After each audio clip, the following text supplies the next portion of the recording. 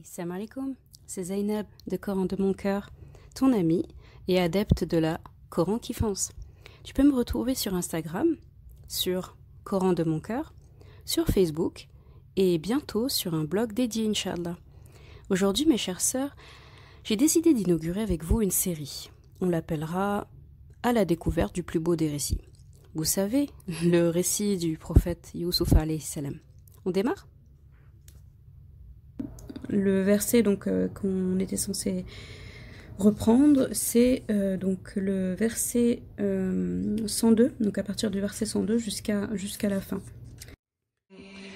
ذلك من أنباء الغيب نوحيه إليك وما كنت لديهم إذ أجمعوا أمرهم وهم يمكرون وما أكثر الناس ولو حرصت بمؤمنين وما تسألهم عليه من أجر إن هو إلا ذكر للعالمين وكأين من آية في السماوات والأرض يمرون عليها وهم عنها معرضون وما يؤمن أكثرهم بالله إلا وهم مشركون أفأمنوا أن تأتيهم غاشية من عذاب الله أو تأتيهم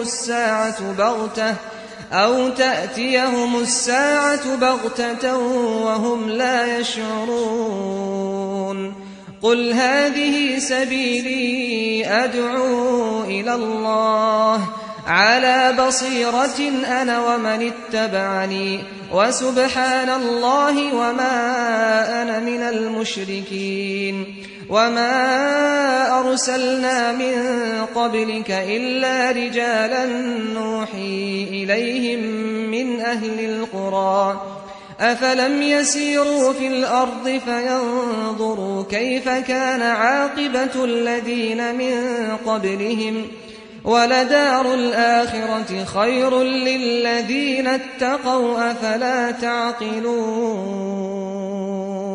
حتى إذا استيأس الرسل وظنوا أنهم قد كذبوا جاءهم نصرنا فنجي من نشاء ولا يرد بأسنا عن القوم المجرمين لقد كان في قصصهم عبرة لأولي الألباب ما كان حديثا يفترى ولكن تصديق الذي بين يديه وتفصيل كل شيء وهدى ورحمة لقوم يؤمنون. طيب, donc verset 102. Donc ce sont là des récits inconnus que nous te révélons. Et tu n'étais pas auprès d'eux quand ils se mirent d'accord pour comploter. Et la plupart des gens ne sont pas croyants malgré ton désir ardent. Donc, bien sûr, comme je disais la dernière fois, vous voyez le début de la sourate Youssouf et la toute fin de la sourate Youssouf n'ont rien à voir finalement avec le récit de Youssouf. Donc, comme je vous avais expliqué, c'est important, maintenant qu'on a vu toute la sourate, de voir cette organisation, cette architecture dans la sourate. Et rappelez-vous, l'histoire, le récit, le plus beau des récits, donc celui de Youssouf alayhi salam, n'est que une parenthèse finalement. Allah a commencé à parler au prophète Muhammad sallallahu alayhi wa sallam en lui mettant le contexte, en lui disant que nous allons te raconter quelque chose, assieds-toi, écoute, ça va te faire du bien, et après, je t'explique derrière. Une fois que le prophète sallam a vécu l'histoire, l'a entendu, l'a bu, l'a compris, là, c'est comme si il a du peps maintenant, il est en forme, il est requinqué, il est bien, il est motivé. Là, Allah peut lui dire tout ce qu'il peut lui dire. Mais ce qu'il lui dit à la fin de la sourate, il ne pouvait pas le lui dire au début. Parce qu'au début, il était triste, il était diminué, il était affaibli, d'accord? Il était vraiment à bout de force, peut-être à bout d'énergie, peut-être que il commençait un petit peu à pas à perdre espoir, mais il commençait vraiment à se dire est-ce qu'il va réussir à tenir cette mission? Comment est-ce qu'il va faire avec toutes les circonstances? Comment il va faire s'il a perdu ses soutiens? D'accord?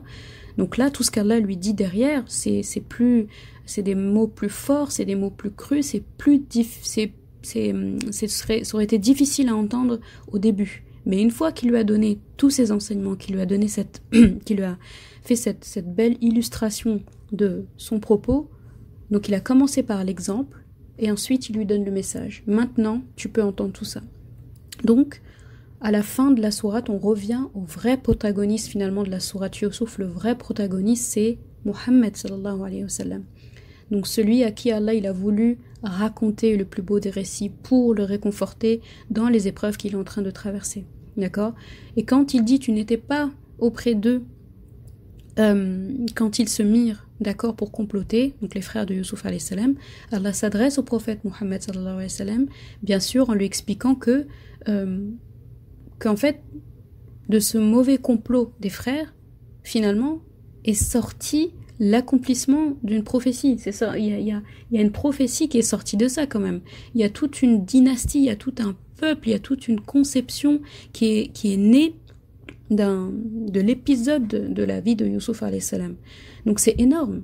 Donc là, quelque part, il fait le parallèle avec la vie du prophète sallallahu alayhi wa sallam en lui disant que toi, des épreuves que tu as aujourd'hui, de ce que tu traverses aujourd'hui, de ce qui te semble une montagne aujourd'hui, mais des nations, des générations entières vont pouvoir trouver leur salut dans ce que tu es en train d'accomplir maintenant. D'accord? Et ce qui est beau, c'est que il raconte l'histoire de Yusuf alayhi salam du début à la fin en n'enlevant aucune épreuve, en expliquant chaque fois que Allah était à côté de lui au moment où ça s'est passé, et que, subhanallah, à la fin, le dénouement en vaut la chandelle. C'est encore plus beau que les dénouements de la fin d'une histoire, d'un roman ou d'un film, ou peu importe, où le dénouement peut être beau. Mais là, dites-vous, c'est le dénouement décidé par le plus grand des grands. C'est le dénouement d'Allah, c'est vraiment, vous avez vu l'architecture de la sourate, vous avez vu la symétrie qu'il y a, vous avez vu la manière dont les problèmes se résolvent, vous avez vu la manière, donc comment il a réussi à imbriquer les choses, à les ordonner, mais comme un maître, vraiment le maître des mondes. On comprend et on commence à comprendre la grandeur d'Allah. Donc, c'est une manière de dire au prophète sallam, de lui donner de l'énergie et de lui dire regarde ce qui s'est passé pour le prophète Yusuf alayhi salam, toi ça va être encore plus grand, d'accord? Ça va être encore plus grand, tiens le coup, chacune de tes épreuves est un bien finalement nécessaire pour un message, pour une mission, pour un dénouement plus grand que toi, d'accord? Et regardez aujourd'hui, des siècles plus tard, des générations plus tard, on est là assises toutes en train de parler de ça. On est là assises toutes en train de s'imprégner de ça. D'ailleurs, le prophète sallam, le cadeau qu'Allah lui a fait, le miracle qu'Allah lui a fait avec le Coran, bien sûr, parce qu'il y en a qui pourraient se poser la question, pourraient se dire, le prophète Yusuf a fait un miracle, le prophète Ibrahim, il pouvait faire des miracles, le prophète Moussa alayhi salam, il a fendu la mer. Énormément de prophètes ont eu finalement des choses miraculeuses. Et le prophète sallallahu alayhi wa sallam, Muhammad sallallahu alayhi wa sallam, mais c'est quoi son miracle? C'est quoi son truc à lui qui fait que c'est lui et il n'y a que à lui qu'Allah l'a donné? Donc il y a le Coran bien entendu, mais il y a autre chose qui est beau. Il y a autre chose qui est beau. Est-ce que vous avez remarqué qu'Allah, chaque fois qu'on le cite finalement, Muhammad sallallahu alayhi wa sallam est assis juste à côté. Quand on dit Allah, chaque fois que le nom d'Allah finalement est mentionné, le nom du prophète sallallahu alayhi wa sallam est mentionné. La shahada, Allah est mentionné. Le prophète Muhammad sallallahu alayhi wa sallam est mentionné. D'accord? Donc vous voyez, c'est le cadeau finalement, c'est le miracle qu'Allah lui a donné. C'est le miracle qu'Allah lui a donné. Quand on parle d'Allah, on parle du prophète sallallahu alayhi wa sallam juste derrière. Et ça c'est beau. Ça c'est beau et ça n'a pas été donné à tous les prophètes. D'accord?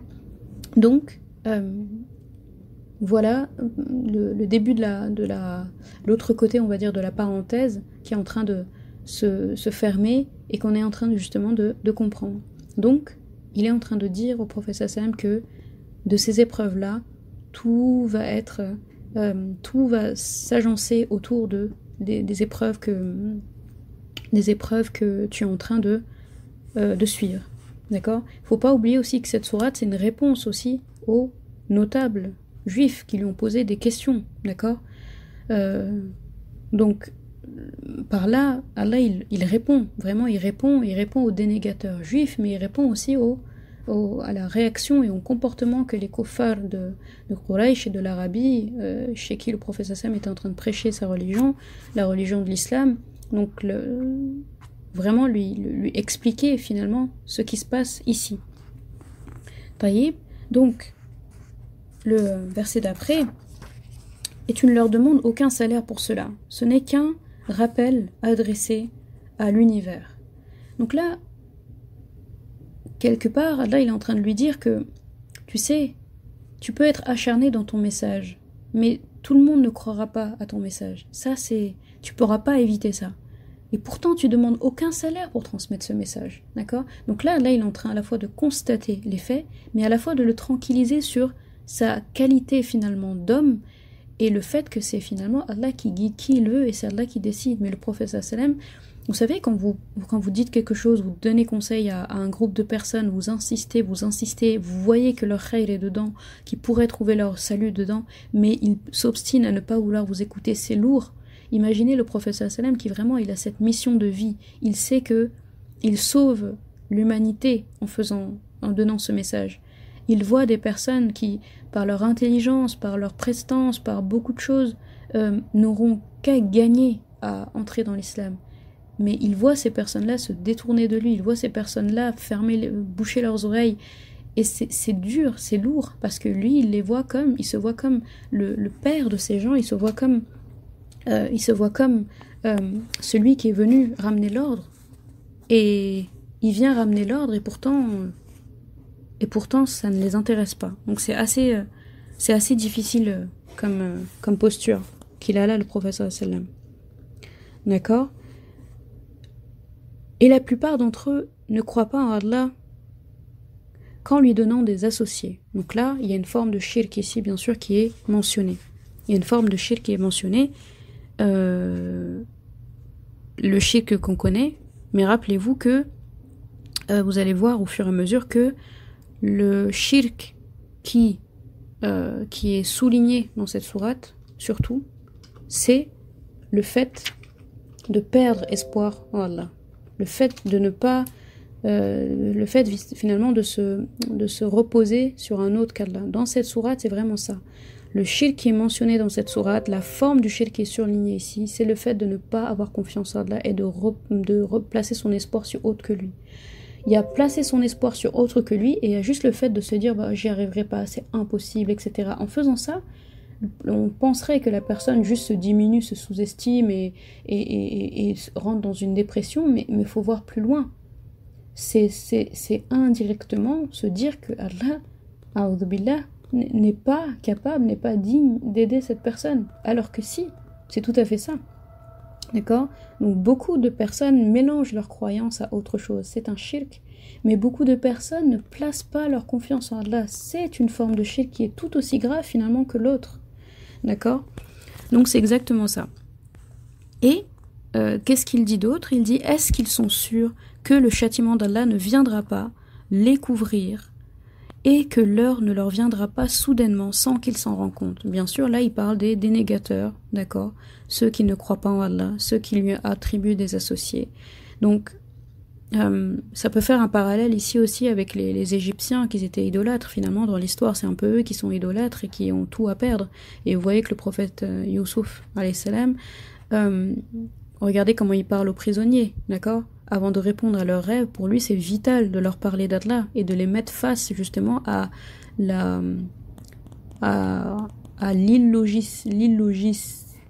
l'illogicité, ou je sais pas comment on dirait ça, mais le fait que associer à Allah des divinités est complètement illogique. D'accord? C'est ce qu'il est en train de souligner là. Donc là, il pose des questions quelque part, il est en train de imaginer la conversation, il est en train de dire, mais en gros, ceux que tu appelles, est-ce qu'ils se rendent compte que l'heure peut arriver, que le jour du jugement va arriver, et ils vont être là, voilà, que tout niais et attendre que ça se passe? Est-ce qu'ils s'en rendent compte? D'accord? Dis, donc il lui dit, qu'est-ce qu'il doit dire? Il lui dit, dis, voici ma voix. J'appelle les gens à la religion d'Allah. Moi, et ceux qui me suivent en me basant sur une preuve évidente. Gloire à Allah, et je ne suis point du nombre des associateurs. Donc ça, c'est un très beau verset. Qul hadihi sabili. Donc voici ma voix. D'accord? Là, c'est hyper important. Le prophète sallam, là, il est clairement en train de tracer les bases. Avec ce verset-là, ça trace les bases finalement, et ça trace les fondements de son message. D'accord? Et il dit que, donc là il parle de preuve, en gros il est en train de dire, c'est ma voix, d'accord? C'est la voix en tout cas que moi je vous trace, en me basant sur une preuve évidente. Ibra c'est une preuve évidente, on dit de Ibra qu'une preuve évidente, ça veut vraiment dire une preuve qui est tellement logique, une preuve qui est tellement logique, c'est quelque chose qui est tellement logique que ça émeut, d'accord? C'est une leçon tellement évidente, tellement claire qu'on en pleurerait, qu'on en serait plein d'émotions. Donc vous voyez, c'est pas rien, c'est quelque chose que quand vous l'entendez, vous êtes vraiment en train de vous dire mais c'est ça, c'est exactement ça, d'accord? Et finalement, c'est ce que l'islam et le Coran nous amènent à faire un travail sur nous-mêmes, à construire c'est important, l'islam nous amène à construire notre relation avec le Coran. Donc c'est exactement ça. Ibra, c'est exactement ça. Donc, gloire à Allah, je ne suis point du nombre des associateurs. Donc là, vous voyez, regarde, il parle encore du shirk. C'est hyper important. Nous n'avons envoyé avant toi que des hommes originaires des cités, et à qui nous avons fait des révélations. N'ont-ils pas parcouru la terre et considéré quelle fut la fin de ceux qui ont vécu avant eux? La demeure de l'au-delà est assurément meilleure pour ceux qui craignent Allah. Ne raisonnez-vous donc pas? Donc là, il est en train, pareil, de continuer de soutenir le prophète sallam en disant que, en gros, ces gens-là, tu leur as tout donné, mais finalement, ils se posent même pas les bonnes questions. On leur a envoyé quelqu'un de chez eux, donc un arabe comme eux, qui vit comme eux, qui a les mêmes coutumes qu'eux, et pourtant ils ne veulent pas croire. Là, ce verset, il est intéressant parce qu'il souligne 2 points. Il y a dans la langue, il y a une différence entre langue et langage. Au début de la sourate, il parle de la langue. Donc là, il parle d'un Coran en arabe clair. Donc là, il pose les bases. En gros, disant que je l'ai donné dans la langue arabe. La langue arabe, c'est la langue que maîtrisent les habitants de là où tu vis. C'est la meilleure langue qui puisse être, et il se trouve que c'est leur langue, on te la donne en langue arabe claire. Donc là, il souligne la linguistique, vraiment la langue en tant que telle, la grammaticale, etc. Là, ici, dans la deuxième partie, donc la deuxième parenthèse, de l'autre côté de la deuxième parenthèse, là, il parle de langage. Donc, tu les comprends dans leur langue, mais tu les comprends dans leur langage. Vous êtes d'accord avec moi que c'est important de comprendre une langue, mais ça suffit pas. Il faut comprendre le langage, il faut comprendre les gens, il faut comprendre les coutumes, les habitudes, tout ça c'est un langage. On peut utiliser un langage sans proférer de paroles. Un geste est un langage, d'accord? Le langage du corps par exemple. Et finalement, Allah est en train de dire ça, il est en train de dire, toi tu maîtrises leur langue, mais tu maîtrises aussi les us et coutumes. Tu sais comment leur parler. Tu sais ce qui les touche. Tu sais quel mal les ronge. Tu sais ce dont ils ont besoin. Tu connais les problèmes du pays. Donc finalement, on leur a tout donné. On leur a donné quelqu'un qui les comprend linguistiquement et quelqu'un qui les comprend moralement, physiquement, humainement. D'accord? Donc, là, il est en train de dire, un homme originaire des cités, bien sûr, ça veut dire quelqu'un de la même localité, d'accord? Et donc, c'est toi qu'on a choisi, toi, cette personne en qui ils ont confiance finalement, qui était connue comme Al-Amin, qui est de chez eux, qui parle comme eux, qui fonctionne comme eux, c'est à toi qu'on a donné ce message, d'accord? Et là, une autre chose qu'il dit dans ce verset, c'est quelque chose qui est hyper important, c'est le fait comment dire, il parle justement des vestiges des peuples qui ont disparu, en disant si on parcourt la terre, on va trouver des signes de peuples qui ont été détruits. Il y a des terres que vous traverserez dans la vie, dans le monde, pardon, où il y aura des restes finalement des peuples disparus. Le peuple de Salih, Aad et Thamoud, leurs constructions sont encore là, d'accord? Donc, normalement, voir ça doit être plus un signe d'Allah, un signe suprême de la puissance d'Allah, plus que autre chose. On passe à côté de ça, c'est pas de l'admiration qui doit être là, c'est plutôt une crainte envers Allah et un rappel de ce qui s'est passé avant nous et un rappel de comment on finit ceux qui vraiment ont dépassé les bornes et ont associé à Allah autre que lui, d'accord? Donc d'ailleurs il le dit, afala ta'qiloun, donc est-ce qu'il ne raisonne pas, d'accord? Donc là Allah s'adresse au prophète sallam en parlant de ça pour que le prophète sallam il lui donne des argumentaires là, il lui donne les paroles à dire finalement. Il n'est pas en train de dire au prophète sallam en lui posant la question pour lui dire oh ces gens-là ils croient pas, tu te rends compte? Il apprend rien au prophète sallam en disant ça, mais il lui apprend, il lui donne le langage, il lui donne la rhétorique pour pouvoir répondre à ces gens et il l'aide aussi à les comprendre, à comprendre pourquoi que le problème c'est pas le prophète sallam et son message ou la manière de transmettre le message, mais c'est juste qu'il y en a qui intégreront pas le message malgré tous les signes qu'on leur donnera, malgré leur intelligence, et que d'autres vont le suivre quand même, d'accord? Donc c'est hyper important. Quand les messagers faillirent perdre espoir et que leurs adeptes eurent pensé qu'ils avaient été dupés, voilà que vint à eux notre secours et furent sauvés ceux que nous voulûmes, mais notre rigueur ne saurait être détournée des gens criminels. Donc, vous voyez, là, regardez, c'est vous voyez l'espoir et la confiance en Allah est beaucoup souligné dans cette sourate. Donc, comme Yaqub alayhi salam, il dit وَلَا تَيْأَسُوا مِنْ رَوْحِ اللَّهِ إِنَّهُ لَا يَيْأَسُ مِنْ رَوْحِ اللَّهِ إِلَّا الْقَوْمُ الْكَافِرُونَ. Donc, ne désespérez pas en la miséricorde d'Allah. Donc, seuls désespèrent d'Allah les infidèles, ceux qui ne sont pas croyants. Donc là, Allah, il est en train de lui donner un exemple en lui disant que quand les prophètes et leurs adeptes ont atteint, on va dire, leurs limites, dans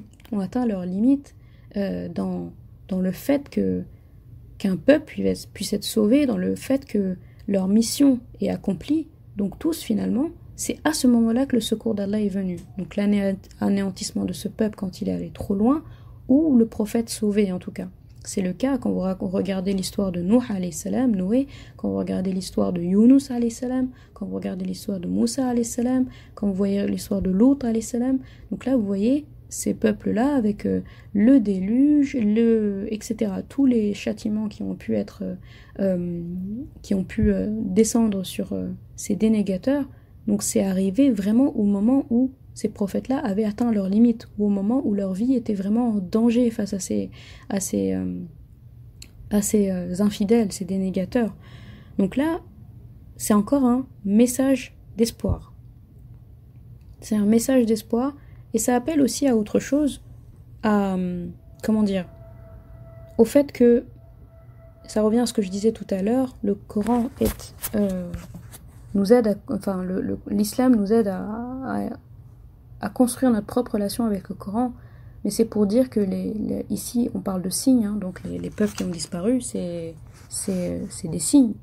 Ça renvoie au prophète sallam quand le prophète Ibrahim alayhi salam, quand il a demandé à Allah de lui montrer comment il ressuscitait les morts, d'accord? Kayfa tuhyi al-mauta, il a demandé ça à Allah. Quand il a demandé ça à Allah, c'était pas un manque de foi, c'était pas pour avoir des preuves de la suprématie d'Allah, mais c'était parce qu'il exprimait un besoin de raviver, de revivifier sa foi. Et ça, finalement, nous, on doit tous avoir ce besoin. On a tous besoin d'avoir ce truc, si je puis m'exprimer ainsi. C'est ce que le Coran est censé et supposé faire sur nous. Chaque fois qu'on le parcourt, chaque fois qu'on le lit, chaque fois qu'on y pense, chaque fois qu'on le médite, on doit se dire « Ah, voilà, c'est pour ça que je suis musulman. C'est pour ça que je suis musulmane. C'est pour ça que je suis là. » c'est ce qu'on doit se dire à chaque fois. On a besoin à chaque fois de signes, etc. Donc Allah, avec ce récit de Youssouf alayhi salam et avec justement ce message fort qu'Allah lui donne à la fin de l'histoire, il est en train de lui revivifier sa foi. Il donne au prophète sallam cette force de revivifier sa foi pour qu'il puisse lui aussi aider les musulmans à revivifier la leur. Il est en train de le requinquer, de lui redonner un nouveau souffle à sa mission, à son message. C'est exactement ça. Le dernier verset, dans le récit, il y a certes une leçon pour les gens doués d'intelligence. Ce n'est point là un récit fabriqué, c'est au contraire la confirmation de ce qui existait déjà avant lui, un exposé détaillé de toutes choses, un guide et une miséricorde pour les gens qui croient. Donc là, il y a beaucoup de sagesse soulignée ici. Donc, vous voyez, le mot « ibra » est répété. Donc, on avait dit que « ibra », c'est vraiment... on a dit que « ibra », c'est le fait d'avoir une preuve claire. D'accord? Une preuve claire, très claire, tellement précise, tellement évidente qu'elle émeut. C'est vraiment ça. Et bien là, c'est quelque chose, ça vous fait pleurer quand vous vous en rendez compte. Il y a plusieurs fois dans notre vie, ça nous est arrivé quand on se rend compte d'un signe, on se rend compte de quelque chose qu'Allah a agencé d'une manière parfaite, on se rend compte de quelque chose dans notre vie qui nous a touchés. Là, l'émotion est là. L'émotion est là pas parce que cette chose-là est émotive, mais parce que derrière, on voit la grandeur d'Allah. On voit qu'il n'y a que Allah qui pouvait faire cette chose comme il l'a fait. Donc c'est à ça que doit nous appeler le Coran. Et vous voyez que le Coran nous cite beaucoup comme étant ulul albab, li ulil albab, les gens doués d'intelligence. Donc là, il est en train de dire, vous êtes intelligents et vous ne devez pas être seulement des gens intelligents, vous devez être des gens qui cherchent des signes. D'accord? Donc cherchez des signes.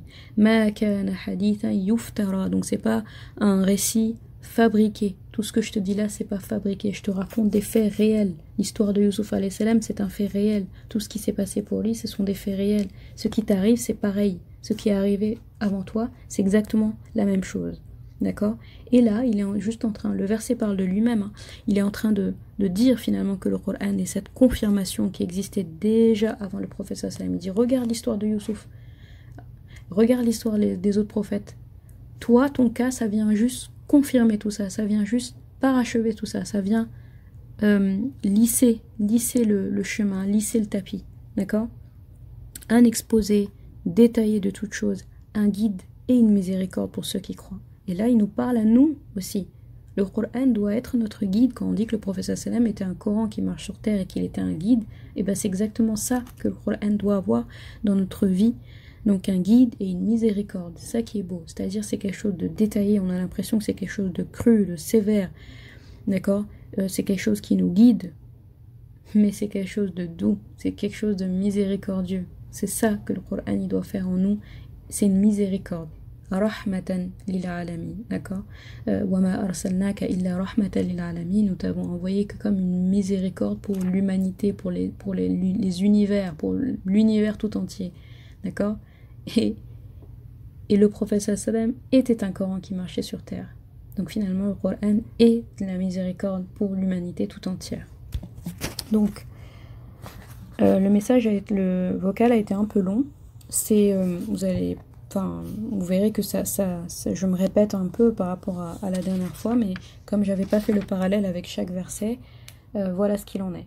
Et donc on avait déjà parlé de la typographie avec vous voyez la symétrie, la structure générale de la sourate, les deux parenthèses, les 4 grands problèmes, comme avec Youssouf alayhi salam qui dans la première partie est plutôt en position de dominer, puis il passe ensuite en position de dominant, les formes d'amour qui sont évoquées dans la sourate, l'enchaînement, l'action tout au long de la sourate par rapport au récit biblique par exemple, le suspense qu'il y a tout au long de la sourate, la manière dont, la conversation, donc la sourate, la première conversation qu'on a dans la sourate, c'est la même finalement qui se conclut à la fin de la sourate, et c'est juste l'un qui réalise l'autre. Les attributs d'Allah qui sont exposés, les attributs, les qualités que le musulman doit développer, et les qualités que le musulman doit développer et comprendre pour faire face à certaines états clés de sa vie très importantes. Donc du coup, cet audio-là conclut notre chemin avec le plus beau des récits. J'espère en tout cas que vraiment, mais je l'espère vraiment du fond du cœur, que ça vous aura donné un nouveau souffle pour cette sourate, une bouffée d'oxygène, que ça vous a donné envie de voir plus loin, que ça vous a vraiment donné cette pensée que le Coran vraiment c'est un compagnon de vie, c'est un compagnon de route, c'est le meilleur compagnon que vous puissiez avoir. Et tous ceux qui entreprennent déjà ou qui continuent d'entreprendre le chemin vers le Coran et qui trouvent des compagnons aussi qui sont sur la même route, sachez que ces compagnons-là, c'est vos meilleurs compagnons. Donc faites de ces compagnons faites de votre famille des compagnons sur la route du Coran, faites de vos amis chers des compagnons sur la route du Coran. C'est super important. Personnellement, je sais que parmi les meilleurs amis que j'ai eus, c'est ceux que j'ai rencontrés sur le chemin de l'apprentissage du Coran. Ma meilleure amie à l'heure actuelle, on s'est connus comme ça, en apprenant le Coran. Et je vois très bien, en tout cas qu'au quotidien, notre relation est tapissée sur ça. Je conseille toujours à ceux qui se marient, finalement, je ne suis pas très longue en discours, mais je dis toujours, faites que le Coran, la religion, le dîn, mais vraiment le Coran soit au centre de votre relation. C'est hyper important. Il faut un temps où on partage autour du Coran quotidiennement.